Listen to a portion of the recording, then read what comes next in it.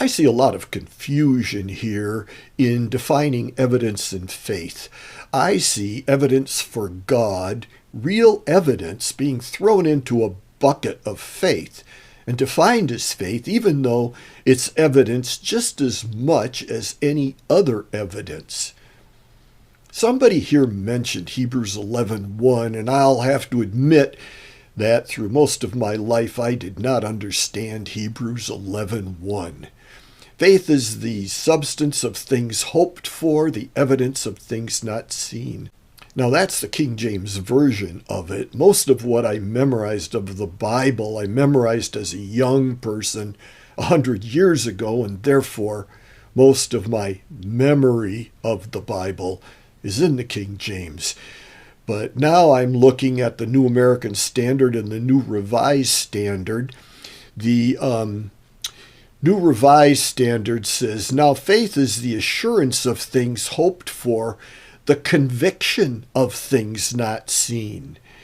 The New American Standard says, "Now faith is the certainty of things hoped for, a proof of things not seen." That word that in King James is evidence, in New American Standard is proof, and in New Revised Standard is conviction. Which word is right actually is important. So I looked up the Greek word that is translated those three ways, and it appears in the Bible only once. There. Well, I'm going to translate it a little more freely and say what I see is the King James Version. Faith is the evidence of things not seen. I don't think God expects people to have faith based on no evidence. And I have said over and over again, there is evidence. And when I say there is evidence, someone will come on and say, well, you said there's evidence, but you're not saying what the evidence is.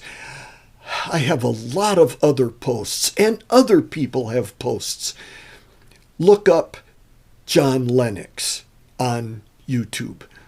Look up Gary Habermas. Take some time and go down into my account if you want. There are many, many more people who are putting evidence out there for the existence of God. And the people who don't want to believe in God, what I see is they take the evidence for the existence of God and redefine it as faith, not as evidence. And to me, that's both arbitrary and undereducated.